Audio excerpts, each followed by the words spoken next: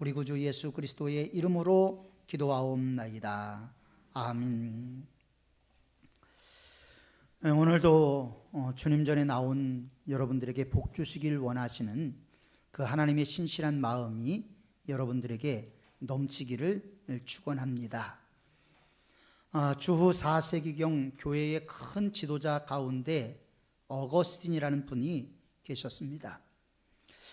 이분이 어느 날 꿈을 꿨는데 죽어서 천국을 가게 됐습니다. 천국 문 앞에 도착을 했는데 문지기가 어거스틴에게 물었습니다. 당신은 누구십니까? 이 질문에 대해서 어거스틴은 단호하게 나는 크리스찬입니다. 나는 진실한 크리스찬입니다. 이렇게 대답을 했습니다. 그러자 문지기가 말하기를 당신은 크리스찬이 아닙니다. 왜냐하면 당신의 머리와 생각에는 예수 그리스도의 말씀으로 가득 차 있는 것이 아니고 오히려 당신이 추구했던 철학자 키케로의 사상과 생각으로 가득 차 있기 때문입니다.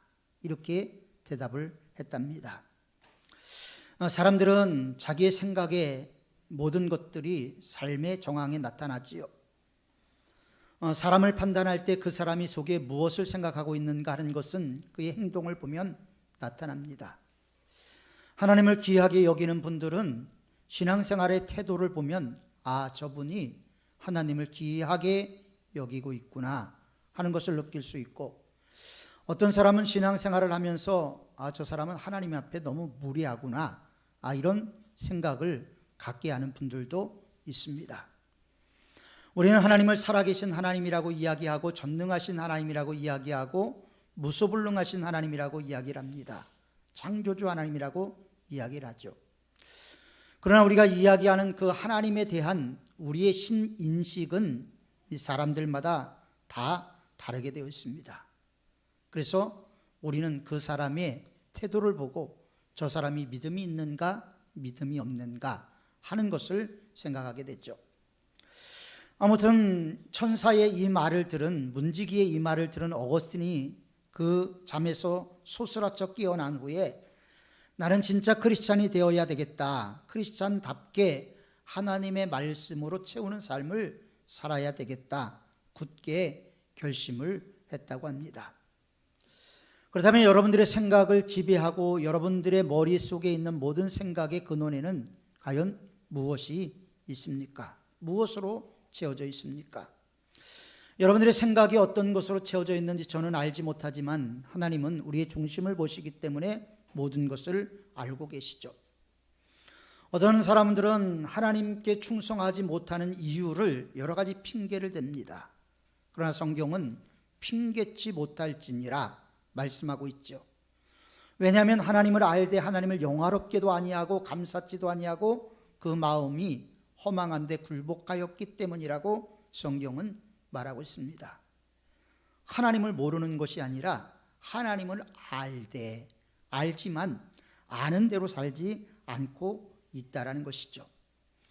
하나님은 속일 수가 없습니다. 그렇기 때문에 우리가 심은 모든 것들이 언젠가는 반드시 우리가 심은 대로 거두게 된다는 것을 우리는 기억하면서 믿음 생활을 할 필요가 분명히 있다는 것입니다.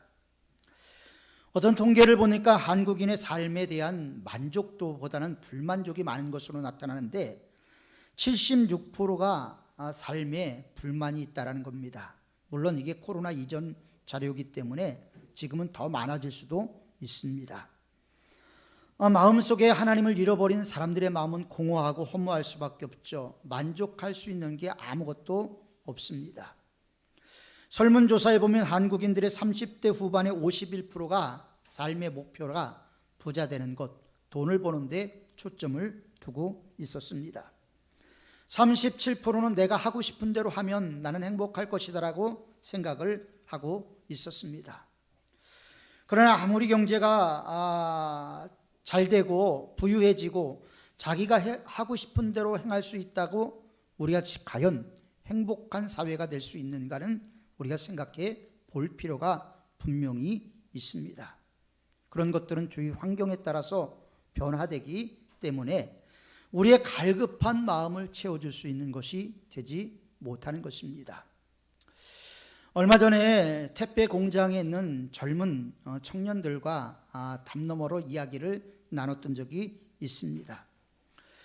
그들의 이야기를 들으면서 꿈이 없는 세대다, 이 세상엔 꿈이 없다, 대한민국엔 희망이 없다라는 이야기를 듣고 참으로 마음이 안타까웠습니다. 자기들은 평생 돈을 벌어도 아파트 하나 장만할 수 없는 그런 처지의 삶을 살아야 된다는 것이 비극이라고 이야기하는 청년도 있었습니다. 참으로 안타까운 얘기죠.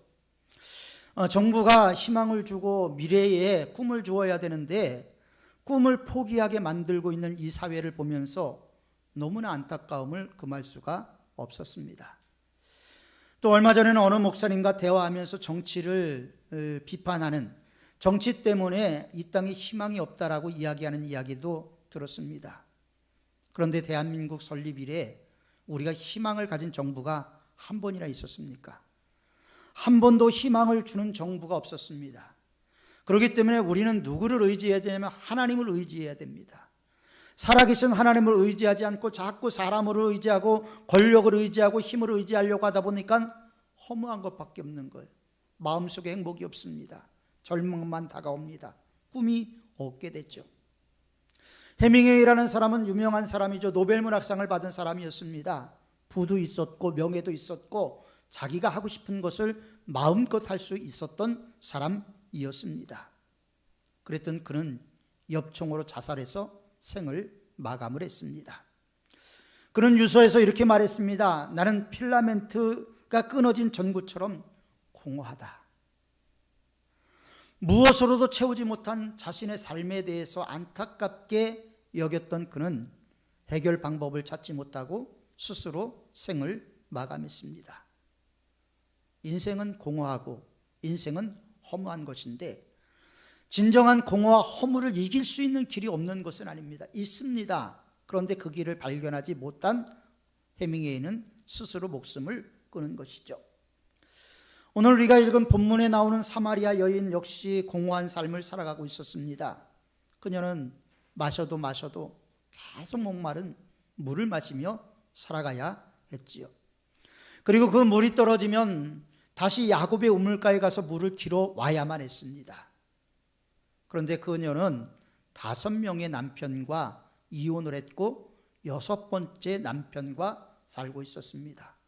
혼인신고도 하지 않은 채. 그런 모습을 보면서 이 여인이 얼마나 행복을 추구하기 위해서 몸부림쳤는가 하는 것을 우리는 단적으로 볼 수가 있죠. 그녀에게는 행복이 그의 삶에 만족을 주기를 원했지만 행복한 것을 찾을 수가 없고 갈급함만이 있었습니다. 마을 사람들의 손가락질을 받으면서 물을 마시지 않을 수 없었기 때문에 그는 정오에 물을 길러 나갔습니다. 유대인들은 정오에 낮잠을 자거나 휴식 시간이었기 때문에 사람을 피해서 이 여인은 물을 길러 나갔던 것입니다. 자신의 갈급함, 자신의 허무한 마음을 채워줄 그 한 모금의 물을 찾기 위해서 야곱의 우물가로 찾아간 그 여인은 거기서 예수님을 만나게 됩니다. 그리고 예수님과 대화를 나누게 됐죠. 그리고 성경에 나오지 않았지만 예수님을 발견한 그녀는 이렇게 외쳤을 것입니다. 오 주님, 채우소서. 나의 잔을 높이 듭니다. 한울 양식 내게 채워주소서. 넘치도록 채워주소서. 여러분들의 심령에도 우리 주 예수 그리스도 살아계신 주님께서 주시는 그 은혜의 물이 여러분들의 심령 가운데 채워지기를 간절히 축원합니다. 그리고 그것이 채워지기 위해서 우리는 어떻게 해야 될 것인가? 첫 번째로 우리의 삶을 육적인 것에서 영적인 것으로 변해야 나의 빈잔이 채워집니다. 많은 사람들이 육신의 정욕을 위해서 살아갑니다. 그러나 성경은 육체의 속욕은 성령을 근심되게 하고 성령의 소욕은 육체를 근심되게 한다고 말씀하면서 영적인 사람이 되라고, 삶의 의미를 찾으라고 우리에게 권면하고 있습니다. 여러분들이 잘 알고 있는 스페인 출신의 성악가 호세 카레라스라는 사람이 있습니다. 세계 3대 테너 가수 중에 한 명이죠. 그는 1987년 6월에 자신이 백혈병 환자라는 것이 알려지게 됐습니다.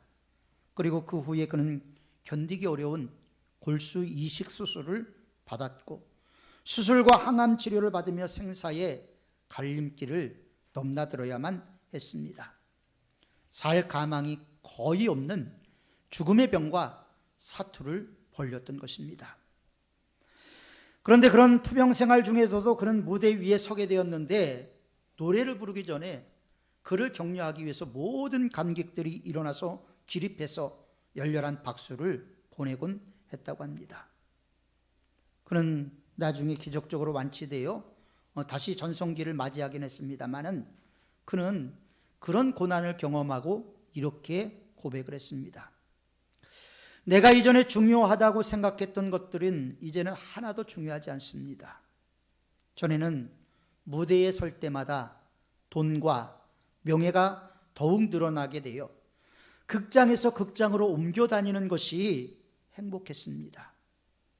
그러나 이제는 그런 바쁜 공연 스케줄 속에서 오히려 더 소중한 것을 잃어버렸다는 사실을 깨닫게 되었습니다.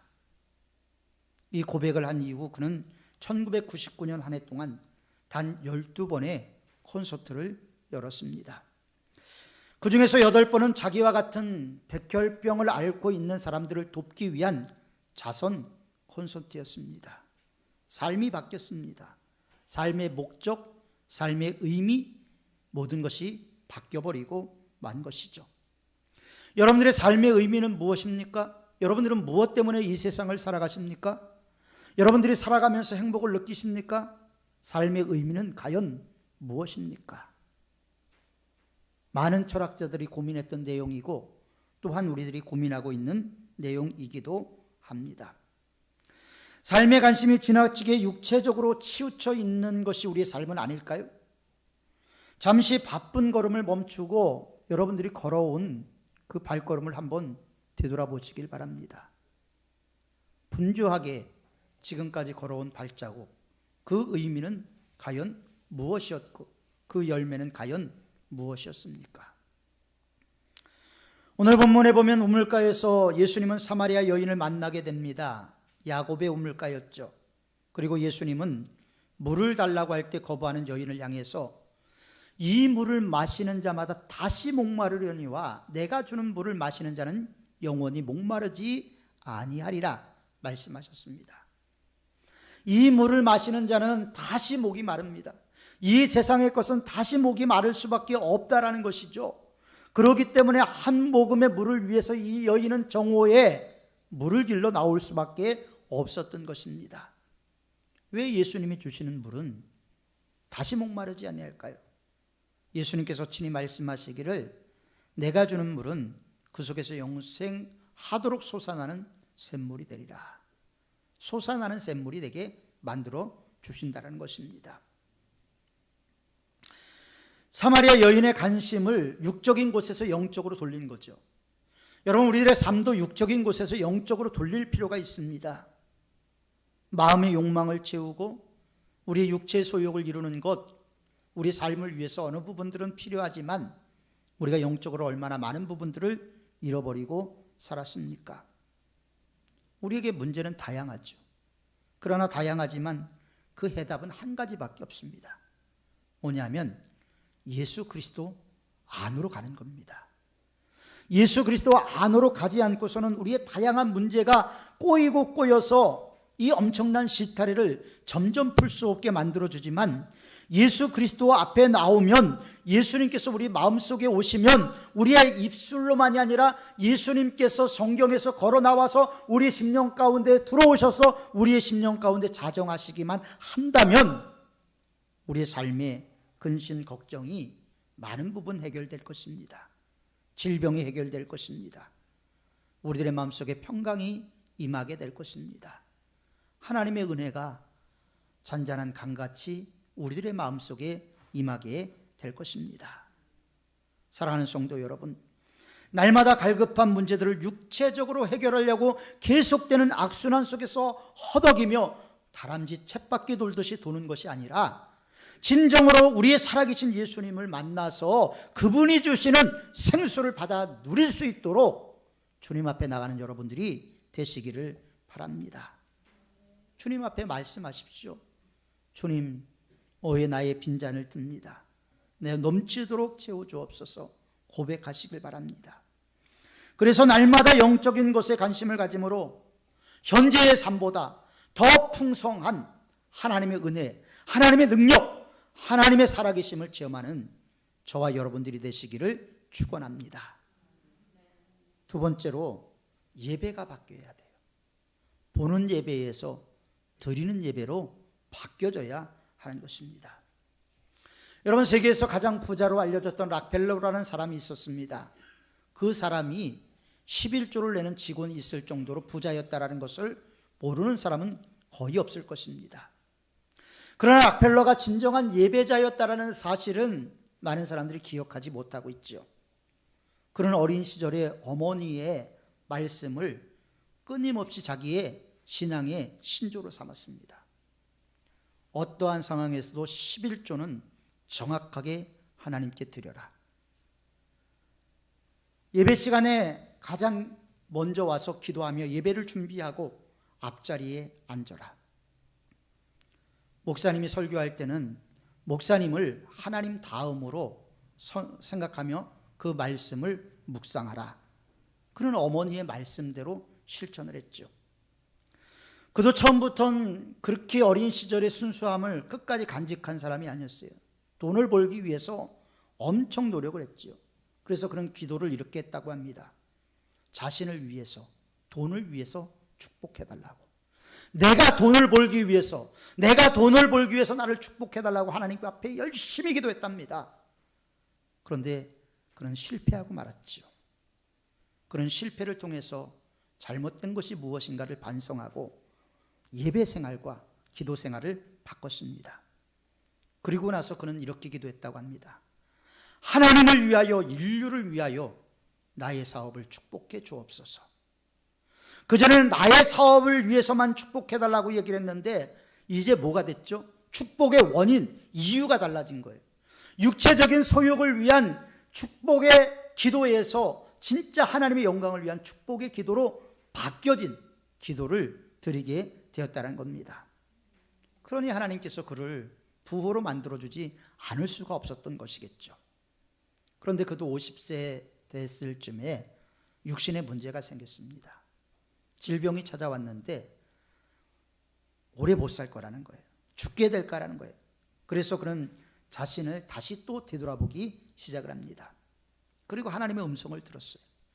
의사들이 50에 죽을 것이다라고 이야기를 했지만 그는 하나님의 음성을 듣고 인류를 위하여 더 구제하고 더 선교하라는 말씀을 듣고 그 말씀에 순종을 하게 됐습니다. 삶 전체가 예배자의 삶을 살아가게 됐던 것이죠. 그 이후 하나님은 락펠러를 90세까지 살게 하셨다는 거예요. 여러분, 하나님의 역사라는 것은 이것입니다. 당장 죽을 것 같지만, 당장 힘들 것 같지만 하나님이 원하시면, 하나님이 함께 하시면, 하나님이 역사하시면 바뀔 수가 있다는 거예요. 그렇기 때문에 우리는 하나님 앞에 나갈 수밖에 없는 것입니다. 예배는 하나님께 나가는 것이죠. 예배는 알고 드려야 되는 겁니다. 모르고 드리면 우상을 숭배하는 꼴이 되는 거예요. 하나님을 예배한다고 하면서 하나님이 없는 예배를 드릴 수도 있다는 겁니다. 예배가 죽으면 우리 삶이 죽습니다. 교회가 죽습니다. 이 세상이 죽습니다. 예배가 살아나야 돼요. 예배가 부흥이 일어나야 하는 것입니다. 알고 예배를 드려야 하나님이 받으시죠. 아론은 초대 대제사장이었습니다. 모세의 3살 많은 형이었죠. 그러나 아론이 그 아들 넷이 있었는데 그 아들 둘 가운데 둘이 나답과 아비후라는 아들이 하나님께서 명하지 않은 다른 불로 제사를 드리다 그 불에 타 죽고 말았어요. 4명의 아들 가운데서 4명의 자녀 가운데서 2명을 잃었습니다. 얼마나 아론의 마음이 찢어지게 아팠겠습니까? 하나님은 아론에게 눈물 흘리지 말고 슬퍼하지 말라고 명령하셨어요. 왜 하나님은 그 아들 둘을 잃은 아론에게 슬퍼하지 말고 눈물 흘리지 말라고 말씀하셨을까요? 하나님이 명하지 않은 다른 불을 드렸다는 것.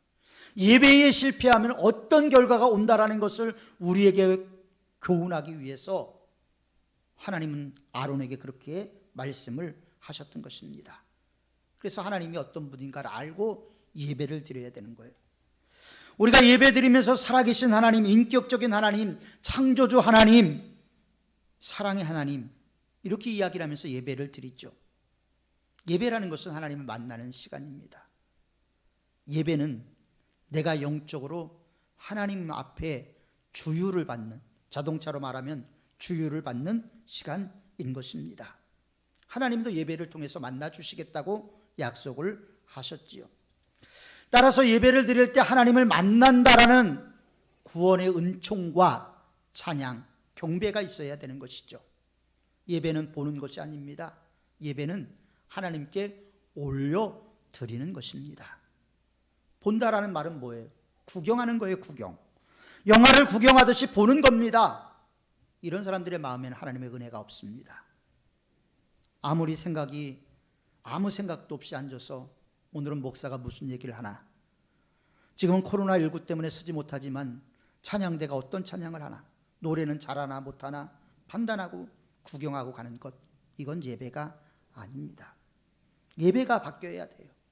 보는 예배에서 드리는 예배, 하나님이 받으실 만한 산제사로 드려지는 예배가 회복되지 않고서는 우리의 은혜도 회복이 되지 않을 것입니다. 찬송을 부를 때 가사에 나와 있는 내용 하나하나를 음미하면서, 그래, 하나님이 나를 이렇게 사랑하셨지, 내가 힘들고 어려워도 하나님이 이렇게 나를 이끌어 주시고 나를 보호해 주실 것이야, 가사를 생각하면서 찬양을 드리고, 성경을 읽을 때는 하나님이 나에게 직접 말씀하시는 것처럼 그 말씀을 하나님 앞에 받는 것처럼 받고, 설교를 들을 때 갈급한 마음으로 설교를 들으면 하나님이 우리에게 은혜를 주실 것입니다. 그러니까 알지 못하고 드리는 예배는 보는 예배예요. 아는 예배는 하나님께 올려드리는 예배인 것입니다. 신령과 진정으로 예배 드리라는 말씀이 그거예요. 신령과 진정.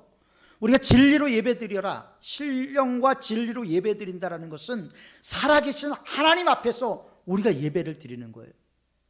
지금 우리가 예배를 드리고 있지만 우리가 눈에 보이지 않지만 하나님의 살아계심을 우리가 그 앞에서 예배를 드리고 있는 거란 말이죠. 그렇다면 하나님을 전능자라고 이야기하고 창조주라고 이야기하면 우리의 예배의 태도가 바뀌어야 되지 않겠습니까? 한 번 드려진 예배로 인생이 바뀐 사람도 있습니다. 앞으로 여러분들의 예배가 보는 예배가 아니라 드리는 예배가 되어서 예배의 성공자가 되시기를 주님의 이름으로 축원합니다. 세 번째, 버릴 것은 가감히 버리고 결단해야 나의 빈잔이 채워지는 것입니다. 여러분들은 어떤지 모르겠습니다. 저는 제가 맛있다고 생각하는 건 다 거의가 몸에 안 좋더라고요. 또 제가 맛없다고 생각하는 건 거의가 몸에 좋은 것들이 많더라고요. 여러분들은 어떤지 모르겠습니다. 그러나 입이 쓰다고 버려라, 뱉어라 한다고 내 생명과 연결되어 있는데 뱉어버릴 수는 없겠죠. 삼켜야 되겠죠. 그러나 아무리 내 입에서 달아서 내 생각이 먹어라 해도 이걸 먹고 내 몸이 죽어간다면 뱉어버려야 되는 것이죠. 신앙생활도 마찬가지인 거예요. 뱉어야 될 것 뱉어야 되고, 버릴 것 버려야 되고, 지켜야 될 것 지켜야 되는 것입니다. 예를 들어서 여러분들이 길을 가다가 아주 예쁜 봉투에 뭐가 하나 떨어져 있는 걸 봤어요. 귀한 것이 있는 줄 알고 가서 오늘은 수지 맞았네 하고 딱 주웠는데 보니까 쓰레기예요. 생선 토막이 들어가 있는지 생선이 썩는 냄새가 납니다. 그거 가져가서 여러분 냉장고에 넣을 사람이 누가 있겠어요? 아무도 없습니다. 버리겠죠. 냄새 나는 것 갖고 갈 사람이 없어요. 버리는 게 당연합니다. 간직할수록 냄새가 진동하기 때문에 버리는 것이 당연하듯이 우리 신앙도 버려야 될 것은 가감하게 버려야 돼요. 버리지 못해서 갈등이 생깁니다. 버리지 못해서 신앙이 성장하지 못합니다. 버리지 못해서 하나님의 관계가 회복되지 않습니다. 버리지 못해서 하나님의 은혜의 통로가 막혀버리는 것이 너무나 많이 있는 것이죠. 주님 언제 오실지 모르잖아요. 여러분, 우리가 얼마나 많이 잊었습니까? 영적인 건 잊어버렸잖아요. 우리가 영적이라는 것을 너무나 많이 잊고 살았습니다. 주님 다시 오신다라는 것을 이야기하면서도 주님 다시 안 올 것처럼 우리가 살아가고 있지는 않습니까? 오늘 사마리아 여인은 아주 귀한 목마름을 해결할 수 있는 유일한 물동이를 버려두고 마을로 내려갔습니다. 여러분들의 물동이는 무엇입니까? 여러분들이 지금까지 가지고 있는 물동이, 남의 눈을 피해서 지금까지 숨겨온 물동이, 단순히 육신의 목마름만을 죽여줄 수 있는 그 물동이 어쩔 줄 몰라 지고 다니는 무거운 짐과 같은 물동이는 과연 무엇입니까? 이것을 버릴 때 나의 빈잔이 채워지는 줄 믿으시길 바랍니다. 예수님을 만난 사람으로, 예수님을 믿는 사람으로, 예수님을 전하는 사람으로 살아가는데 방해되는 것이 있다면 버리십시오. 익숙한 것도 버리십시오. 이 순간 우리가 버려야 될 것이 무엇인가 생각하시기 바랍니다. 삶의 습관 중에 버릴 것은 없습니까? 언제 버릴까? 얼만큼 버릴까? 생각하지 마십시오. 과감하게 버리시기 바랍니다. 우리가 버리지 않으면 하나님이 채워주지 않습니다. 어떤 아이가 길을 가다가 앵두를 파는 가게 앞에 멈춰 섰습니다. 너무나 앵두가 먹고 싶었는데 돈이 없었어요. 한참을 뚫어져 보고 있는데 주인 아저씨가 나와서 너 그렇게 먹고 싶으면 한 줌 집어서 가렴, 이렇게 이야기를 했어요. 그런데 그 이야기를 듣고도 아이가 계속 앵두만 쳐다보고 한 줌 집어서 가지를 않는 거예요. 그러자 주인 아저씨가 이야기했습니다. 왜? 앵두가 싫어? 그러자 이 아이가 얘기했어요. 아니요, 아저씨가 한 주먹 쥐어서 저를 주시면 안 되나요? 이 아저씨가 한 주먹 앵두를 집어서 이 아이에게 주면서 물었습니다. 왜 내가 집어가지 않고 나에게 집어달라고 했니? 그러자 이 아이가 얘기했어요. 아저씨 손이 더 크잖아요. 제 손은 작아서 얼마 집지를 못해요. 그러나 아저씨 손은 크니까 많이 집을 수 있잖아요. 여러분, 우리의 손보다 하나님의 손이 크다는 거 아십니까? 하나님의 손이 크다라는 것을 믿는다면 우리도 하나님께 맡기고 하나님을 의지하고 하나님 바라보는 것이 우리의 신앙의 기준이 되어야 하는 것입니다. 오늘 여러분들이 가지고 왔던 물동이는 어떤 것입니까? 육신의 목마름만 죽이는 것이라면 가감히 버리시는 결단 있으시길 바랍니다. 그럴 때 하나님이 채워주시는 거예요. 우리가 우리를 채우려고 노력해도 목마를 수밖에 없습니다. 우리가 아무리 채운다 해도 채워지지 않습니다. 목마를 수밖에 없습니다. 주님이 채워줘야지 목마름이 해갈이 될 수가 있는 것입니다. 해갈이 된 사람이어야지 가정에서, 직장에서 하나님의 은혜의 통로로 살아갈 수가 있습니다. 저는 목사로서 많은 분들을 봅니다. 은혜가 있는 분들은요, 늘 표정이 밝고 넉넉한 마음을 가지고 있어요. 그랬던 분들도 은혜가 떨어지면요, 상당히 강박해집니다. 그럴 뿐이 아닌데 다른 행동을 하고 다른 말을 해요. 은혜가 떨어졌기 때문에. 하나님의 은혜가 없으면, 우리 안에 하나님의 생수의 강이 터지지 않으면 우리는 늘 목마를 수밖에 없고 강팍할 수밖에 없고 이 세상에 대해서 희망을 가질 수 없는 그런 존재인 것입니다. 그래서 어거스틴은 이렇게 얘기를 했어요. 인간의 내면에는 하나님만이 채울 수 있는 공간이 있다. 세상에 그 누구도 채울 수 없지만 하나님만이 채워줄 수 있는 공간, 이것이 채워지지 않는다면 다른 어떤 것으로 이것을 채워도 목마를 수밖에 없다. 그러므로 우리는 사마리아 여인처럼 예수님을 온 몸과 마음으로 만나야 되는 거예요. 성경에 기록된 예수님으로 끝나는 것이 아니라 그 예수님이 나의 삶과 동행하는 예수님, 나의 삶과 함께 하시는 하나님, 나를 인도하시는 하나님으로 바뀌어져야 된다는 거예요. 그럴 때 예수님께서 주시는 영원하도록 솟아나는 생수가 내 안에서 터져나온 거예요. 내 배가 생수의 강이 될 수가 있게 되는 것입니다. 사랑하는 성도 여러분, 이제 우리는 코로나19로 무너진 신앙이 너무나 많죠. 회복되어야 됩니다. 다시 하나님 앞에 신앙을 바로 세워나가야 됩니다. 그러기 위해서 영적인 것에 관심을 가지시길 바랍니다. 버릴 것은 가감하게 버리시기 바랍니다. 보는 예배가 아니라 영적인 예배로 드리는 예배를 드리는 여러분들이 되시기를 바랍니다.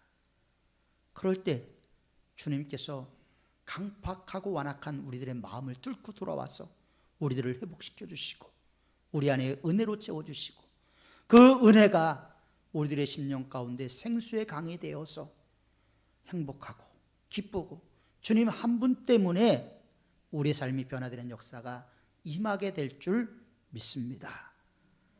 기도하겠습니다.